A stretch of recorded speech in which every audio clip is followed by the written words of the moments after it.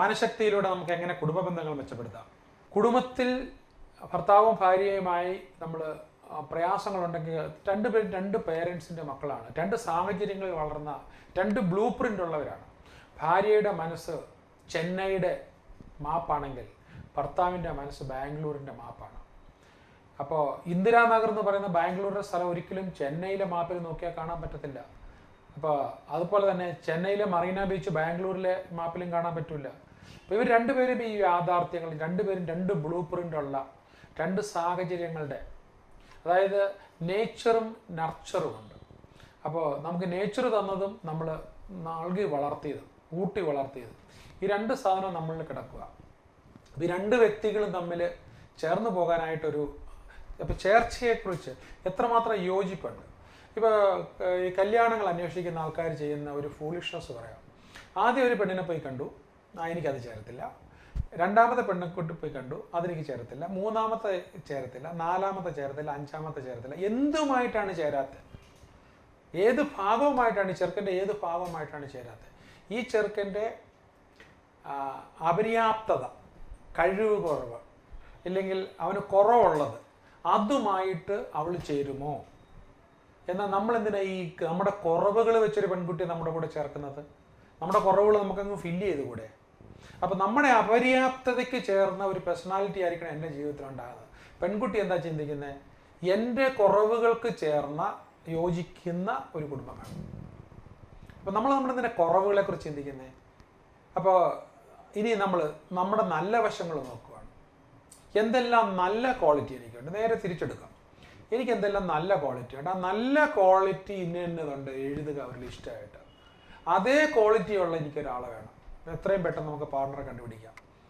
കല്യാണം കഴിഞ്ഞാലും ആ കല്യാണം കഴിച്ച് വന്ന ആളിൻ്റെ നല്ല വശങ്ങൾ എന്തെല്ലാം ഉണ്ട്. ചിലപ്പോൾ നമുക്ക് 40, 50, 70 ഒക്കെ ചില എഴുതാൻ പറ്റും നല്ല വശങ്ങൾ. മോശം വശം എഴുതി കഴിഞ്ഞാൽ 12, 15, 20 ഒക്കെ വരാം.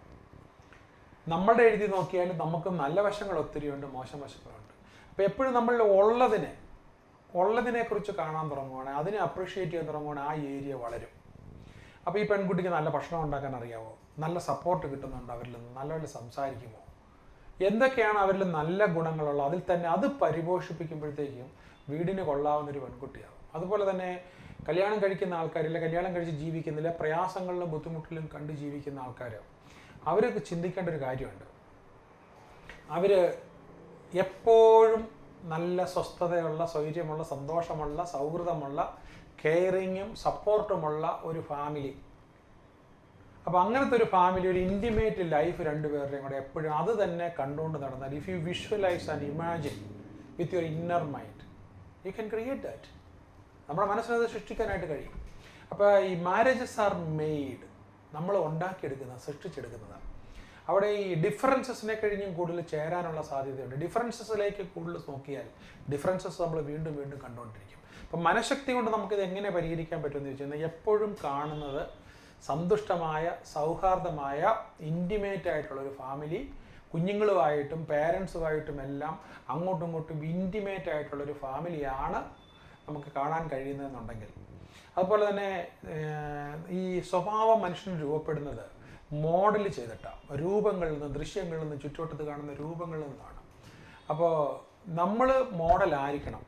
നമ്മുടെ മാതാപിതാക്കളെ, ഇൻലോസിനെ, അവരൊക്കെ നമ്മൾ നോക്കുന്നത് നമ്മുടെ കുഞ്ഞുങ്ങൾക്ക് എപ്പോഴും ഒരു മോഡലായിരിക്കണം. ഞാനൊരു എക്സാമ്പിൾ പറയാം. ഒരു ചെറുപ്പക്കാരൻ, അയാൾ വയലിൽ എല്ലാ ദിവസവും പണിയെടുത്തുകൊണ്ടിരിക്കുക. അപ്പോൾ അയാൾ നോക്കുമ്പോൾ അയാളുടെ പ്രായമായ പിതാവ് ഒന്നും ചെയ്യുന്നില്ല. വീടിൻ്റെ തിണ്ണയിൽ ഇതിങ്ങനെ നോക്കി, കണ്ണിമ വെട്ടാതെ നോക്കിയിരിക്കുകയാണ്. ഇയാൾ അടുത്ത ദിവസം പണിക്ക് പോകുമ്പോൾ അവിടെ നിന്ന് വയലിൽ നിന്ന് നോക്കുമ്പോൾ ആ പിതാവ് ഒന്നും ചെയ്യുന്നില്ല. അപ്പോൾ ഇതിൽ ദേഷ്യം പൂണ്ട്, പക പൂണ്ട മകൻ ഒരു ശവപ്പെട്ടി ഉണ്ടാക്കി വീട്ടിൽ കൊണ്ടുവന്നു. അത് തറയിൽ വെച്ചിട്ട് പിതാവിനോട് പറഞ്ഞു കയറി ഇരിക്കാൻ പറഞ്ഞു, കിടക്കാൻ പറഞ്ഞു. അപ്പോൾ പിതാവ് അനുസരിച്ചു. അപ്പോൾ ഇയാൾ ഈ ശവപ്പെട്ടി വലിച്ചുകൊണ്ട് പോവുക, മരം കൊണ്ടുണ്ടാക്കി, നല്ല പല കൊണ്ടുണ്ടാക്കി ശവപ്പെട്ടി വലിച്ചുകൊണ്ട് പോവുകയാണ്. ഇവരുടെ സ്ഥലം തീരുന്ന സ്ഥലത്ത് ഒരു വലിയ കിടങ്ങായിട്ടുള്ളൊരു വലിയ ക്ലിഫുണ്ട്. അതിനെ ലക്ഷ്യമാക്കി അതിൻ്റെ അടുത്ത് എത്തിയപ്പോഴത്തേക്കും തള്ളിയിടാൻ പോകാമെന്ന് പിതാവിനറിയാം.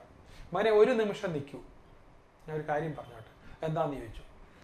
നീ എന്നെ തള്ളിയിട്ടുള്ളൂ, നീ ഈ പെട്ടി വെറുതെ നശിപ്പിക്കണ്ട, ഈ പെട്ടി നീ സൂക്ഷിച്ചു വെച്ചാൽ നിൻ്റെ മക്കൾക്ക് ഇനി ഒരു പെട്ടി അന്വേഷിച്ച് നടക്കണ്ടല്ലോ, ഈ പെട്ടി ഉപയോഗിക്കാമല്ലോ എന്ന് പിതാവ് പറഞ്ഞു. ഒരു നിമിഷം മകൻ ഇത് ചിന്തിച്ചു, എടാ എനിക്കും വരാൻ പോകുന്നത് കണ്ടുകൊണ്ട് നിന്ന എൻ്റെ മക്കൾ ഇത് തന്നെയാണല്ലോ കണ്ടത്. അവസാനം അവൻ അവിടെ നിന്ന് പിതാവിനെ എടുത്ത് തിരിച്ചു കൊണ്ടുവന്ന് വീട്ടിൽ കൊണ്ടാക്കി. അപ്പോൾ എപ്പോഴും നമ്മൾ എന്ത് ചെയ്യുന്നോ അത് തന്നെയാണ് നമ്മുടെ ജീവിതത്തിൽ സംഭവിച്ചുകൊണ്ടിരിക്കുന്നത്. അതേപടി മോഡൽ ചെയ്ത് റിപ്പീറ്റ് ചെയ്യപ്പെടുകയാണ്. അപ്പോൾ ഇപ്പം ഭാര്യയും ഭർത്താവും കൂടെ എന്തെങ്കിലുമൊക്കെ ചേരാത്തത് കൊണ്ട്, ചെറിയ ചെറിയ കാരണങ്ങൾ കൊണ്ട് അതിനെ പെരുപ്പിച്ച് വലുതായി ഈഗോയുടെ അങ്ങേയറ്റം എത്തി പിരിഞ്ഞു മാറാം. പക്ഷേ എപ്പോഴും നമ്മളൊരു കാര്യം മനസ്സിലാക്കണം, ഇതിന് ഏറ്റവും കൂടുതൽ ഇതിൻ്റെ പേരിൽ അനുഭവിക്കുന്ന ആൾക്കാർ നമ്മുടെ കുഞ്ഞുങ്ങളാണ്. എന്താണോ നമ്മുടെ പേരൻസിൻ്റെ ജീവിതത്തിലുണ്ടായത് എക്സാക്ട്ലി അത് തന്നെ history will repeat it self. ആ മോഡൽ നമ്മുടെ കുഞ്ഞുങ്ങൾ ആവർത്തിക്കും. അവർ 2 വീടുകളിൽ 2 ജീവിതങ്ങളിൽ, ഇപ്പോൾ അമേരിക്കയിലേക്ക് അവസ്ഥ, ഇപ്പോൾ 6, 7, 7ാമത്തെ ഭർത്താവ്, അപ്പോൾ 7ാമത്തെ അച്ഛൻ വന്നു എന്ന് കുട്ടികൾ പറയാറുണ്ട്. My 7th father has come. വീടൊക്കെ എലിമിനേറ്റ് ചെയ്ത് വെച്ചിരിക്കുകയാണ്. വിശേഷം ചോദിച്ചപ്പോഴത്തേക്ക് my 7th father has come. അപ്പോൾ അങ്ങനെ ചിന്തിക്കുന്ന ഒരു നമ്മുടെ സംസ്കാരം അങ്ങനെയല്ല. ലോകത്തെവിടെ പോയാലും ഭാരതത്തിൻ്റെതായി നമ്മളുടേതായി പറയാനുള്ളത്, ഇന്ന് അമേരിക്ക ചെന്ന് കഴിഞ്ഞാലും സ്വിറ്റ്സർലൻഡിൽ ചെന്ന് കഴിഞ്ഞാലും ഇംഗ്ലണ്ടിൽ ചെന്ന് യൂറോപ്പിൽ ചെന്ന് കഴിഞ്ഞാലും ഇന്ത്യൻ ഫാമിലികളെ നോക്കി ജീവിക്കൂ, ഇന്ത്യയെ ഫോളോ ചെയ്യുമെന്നാണ് പറയുന്നത്. ഇന്ത്യൻ ഫാമിലി ടൈസ് അത്രയും സുശക്തമായിരുന്നു. ഇന്നത്തെ നമ്മുടെ അർബൻ ജീവിതത്തിൽ തെറ്റിദ്ധാരണകളുടെ പേരിൽ മാനസിക ആരോഗ്യത്തിൻ്റെ കുറവ് കൊണ്ട് കോൺഫ്ലിക്റ്റുകൾ, ഇമോഷണൽ കോൺഫ്ലിക്ട്സ് ഉണ്ടാകുന്നു. അപ്പോൾ എപ്പോഴും നമ്മൾ ഒന്നിച്ച് ജീവിക്കുന്നതിന്, സൗഹാർദ്ദമായിട്ട് ജീവിക്കുന്നതിന്, ഇന്നിത് വേണ്ട എന്ന് വെച്ചിട്ട് മറ്റൊന്നിലേക്ക് പോയാൽ എന്താണ്, അത് ചിലപ്പോൾ ഇതിലും മോശമായിരിക്കും. അതിൽ നിന്ന് വേറൊന്നിലേക്ക് പോയാൽ അതിലും മോശമായിരിക്കും. അപ്പോൾ ഒന്നിലും സംതൃപ്തി കിട്ടാതെ നമ്മൾ അവസാനം എല്ലാം നശിച്ച് ജീവിക്കണമോ? നമ്മുടെ കുഞ്ഞുങ്ങൾ ഇത് റിപ്പീറ്റ് ചെയ്യണോ? കുഞ്ഞുങ്ങൾക്ക് സുശക്തമായ ഒരു റോൾ മോഡൽ കൊടുക്കാൻ കഴിയുമെന്നുണ്ടെങ്കിൽ അതാണ് ഏറ്റവും വലിയ ഗിഫ്റ്റ്. നിങ്ങൾ ഉണ്ടാക്കിയിട്ടിരിക്കുന്ന വീട്, ബാങ്കിലെ എമൗണ്ട്, അല്ലെങ്കിൽ നിങ്ങളുടെ കാർ, ഇതൊന്നുമല്ല കുഞ്ഞുങ്ങൾക്ക് വേണ്ടത്. കുഞ്ഞുങ്ങൾക്ക് വേണ്ടത് നല്ലൊരു റോൾ മോഡലായിട്ടുള്ള മാതൃകാ മാതാവിനെയും പിതാവിനെയാണ്. അത് കൊടുക്കാൻ നമുക്ക് കഴിയുമോ? അപ്പോൾ ഇതാണ്. അപ്പോൾ അതിനുള്ള ഒരു പ്രിപ്പറേഷൻ. അപ്പോൾ മനസ്സിലത് സൃഷ്ടിച്ചാൽ, മനസ്സിൻ്റെ ശക്തി എങ്ങനെയാണ് ഇത് ഉപയോഗിക്കാന്ന് വെച്ചാൽ, മനസ്സിൽ നമ്മളിത് സൃഷ്ടിച്ചാൽ നമുക്ക് ജീവിതത്തിൽ സൃഷ്ടിക്കാം. മനസ്സിലെന്ത് നമ്മൾ സൃഷ്ടിക്കുന്നോ, your inner mind can create your life. നമ്മുടെ ഉപബോധ മനസ്സിനോളം ശക്തിയായിട്ടുള്ള നമ്മുടെ ജീവിതത്തിൽ ഒന്നുമില്ല. മനസ്സിൽ ഞാൻ കാണുകയാണ് അതിമനോഹരമായൊരു വീട്, ആ വീട്ടിൽ സൗഹാർദ്ദപരമായി ജീവിക്കുന്ന കുഞ്ഞുങ്ങൾ, കുടുംബം, ഇതെല്ലാം കാണുകയാണെന്നുണ്ടെങ്കിൽ ഇപ്പോഴൊക്കെയുള്ള കാര്യങ്ങളെല്ലാം പതിയെ പോയി ചിലപ്പോൾ ഒരു 3-4 വർഷങ്ങൾ കൊണ്ട് നമ്മൾ അവിടെ എത്തിച്ചേരും. അപ്പോൾ നമ്മുടെ മനസ്സിന് എന്ത് സൃഷ്ടിക്കാവുന്നത് കൊണ്ട്. അപ്പോൾ എന്താണ് ഇപ്പോൾ ഈ കല്യാണം കഴിക്കുമ്പോഴത്തേക്ക് വലിയ പ്രശ്നം, ഈ വണ്ടി ഓടിക്കാൻ അറിയത്തില്ലാത്ത ഒരു പെൺകുട്ടിയുടെ കയ്യിലേക്ക് പുതിയ ബ്രാൻഡ് ന്യൂ കാറ് കൊടുത്ത് ഹൈവേയിൽ വിട്ടേക്കുകയാണ്. ആ കുട്ടിക്ക് എങ്ങനെ അത് കാർ ഓടിച്ച് മുന്നോട്ട് പോകാനായിട്ട് പറ്റും? അതുപോലെ തന്നെ ആൺകുട്ടിയെ സംബന്ധിച്ചിടത്തോളം വളരെ വിലക്കൂടി ഒരു കാറും കൊടുത്ത് ഹൈവേയിൽ ഇറക്കി വിട്ടിരിക്കുകയാണ്. എന്ന് പറഞ്ഞാൽ ഇതിനു മുമ്പ് അവർക്ക് പരിചയമില്ല, ഇത് ഓടിച്ച് പരിചയമില്ല. അവരത് മനസ്സിലാക്കണം. ആദ്യം എന്താണ് നമ്മുടെ സ്കൂൾ തലത്തിൽ നമുക്ക് എന്താണ് ഒരു സ്ത്രീക്ക്, ഒരു പെൺകുട്ടിക്ക് അവളുടെ ആഗ്രഹങ്ങൾ എന്താണ്? ഏറ്റവും വലിയൊരു സ്ത്രീയുടെ ആഗ്രഹം എന്താണ്? അവളുടെ നീഡ് എന്താണ്? നമ്മളെല്ലാം നീഡ് ബേസ്ഡ്. ദാഹം വരുമ്പോൾ വെള്ളം കുടിക്കണം, ഉറക്കം വരുമ്പോൾ നമുക്ക് ഉറങ്ങണം, ഭക്ഷണം നമ്മൾ ശരീരം ആഗ്രഹിക്കുമ്പോൾ നമുക്ക് ഭക്ഷണം വേണം. ഒരു സ്ത്രീക്ക് എന്ന് പറഞ്ഞതല്ല, what is A need of A woman, emotional need of A woman. അതൊരു പുരുഷന് പറയാൻ പറ്റുമോ? ചിന്തിക്കാൻ പറ്റുന്നുണ്ടോ? ശരിക്കും പറഞ്ഞാൽ ഒരു സ്ത്രീക്ക് വേണ്ടത്, സ്ത്രീ അമ്മയായിക്കോട്ടെ, സഹോദരി ആയിക്കോട്ടെ, ഭാര്യ ആയിക്കോട്ടെ, കാമുകി ആയിക്കോട്ടെ, മകളായിക്കോട്ടെ, സ്ത്രീക്ക് വേണ്ടത് കെയറാണ്, പ്രത്യേക പരിഗണന. കെയർ കൊടുക്കുന്ന ആരോ അവരാണ് അവളുടെ ദൈവം. അത് ആഡിക്കേറ്റായിട്ട് സ്പെസിഫിക് ആയിട്ട് വേണ്ട രീതിയിൽ കെയർ കൊടുത്താൽ സ്ത്രീ എന്ന് പറയുന്ന ഒരു പ്രതിഭാസം പുരുഷൻ്റെ മുന്നേ കംപ്ലീറ്റ്ലി അടിയറോ പറയും. സ്നേഹം കൊണ്ട് അവർ ഇയാളെ കുളിപ്പിക്കാൻ കഴിയും. അതേസമയം സ്ത്രീക്ക് എന്തെല്ലാം കൊടുത്താലും, കാറ് കൊടുത്തോളൂ, നല്ല വീട് കൊടുത്തോളൂ, 4-5 കാറ് കൊടുത്തോളൂ, ബാങ്കിലെ ഡിപ്പോസിറ്റ് കൊടുത്തോളൂ, കുഞ്ഞുങ്ങളുണ്ടായിക്കോട്ടെ, എന്തെല്ലാം ഉണ്ടായാലും സ്ത്രീക്ക് കെയർ കൊടുക്കുന്നില്ലെങ്കിൽ അവളുടെ ജീവിതത്തിൽ ഒരു നീഡ് ഗ്യാപ്പുണ്ട്. അതിൽ നിന്നാണ് മറ്റു ബന്ധങ്ങളും മറ്റു പ്രയാസങ്ങളും മറ്റു ബുദ്ധിമുട്ടുകളും എല്ലാം ഉണ്ടാകുന്നത്. എപ്പോഴും കെയർ വേണം. ഇനി അപ്പോൾ സ്ത്രീയോട് തന്നെ സംസാരിക്കാൻ ഒരു ഭർത്താവ് ഭയങ്കര തിരക്കായിരിക്കും, വലിയ ബിസിനസ് ആയിരിക്കാം, അതല്ലേ ഡോക്ടറായിരിക്കാം, ഹൈ എക്സ്പെക്റ്റൻസി ഉള്ള ഒരു പ്രൊഫഷണലായിരിക്കാം, കമ്പനി ചീഫായിരിക്കാം.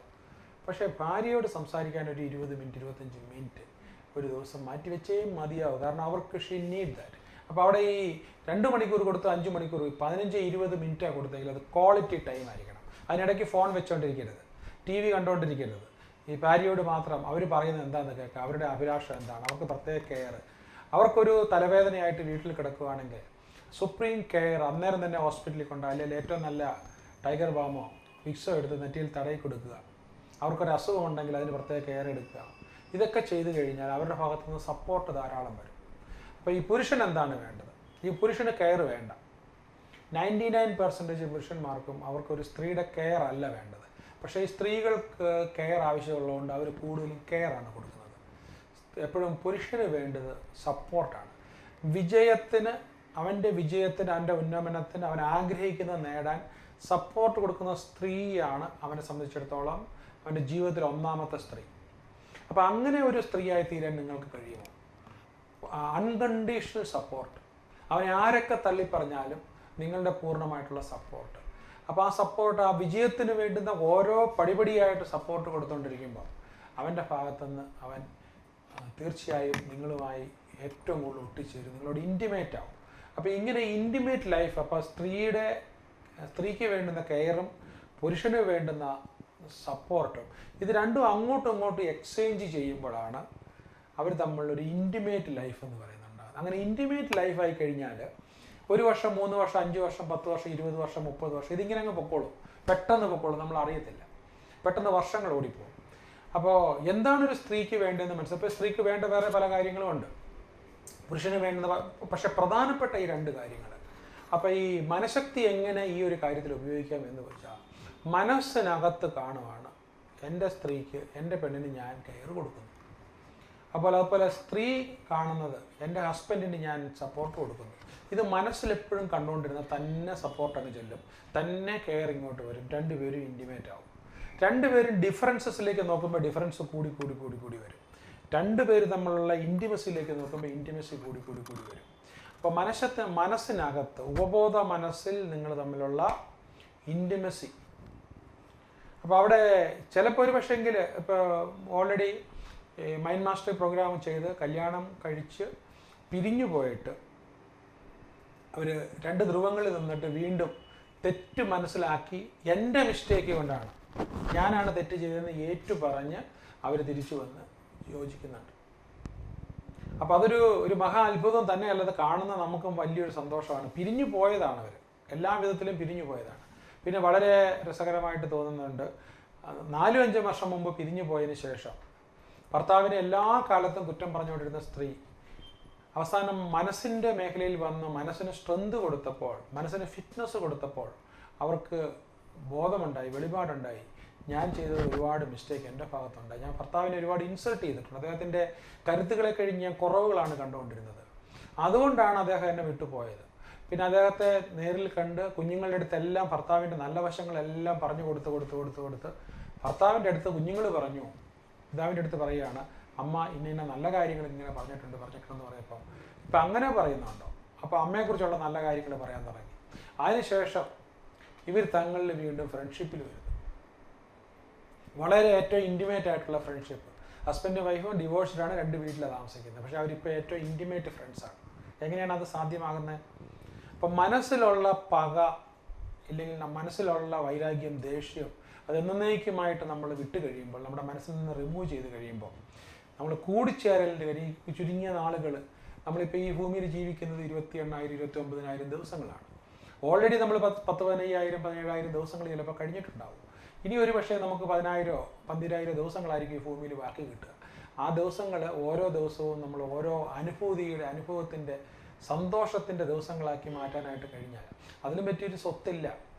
നമുക്ക് ഈ ശരീരത്തിന് മാത്രമേ കാർ ആവശ്യമുള്ളൂ, ഇല്ല ഭക്ഷണം ആവശ്യമുള്ളൂ.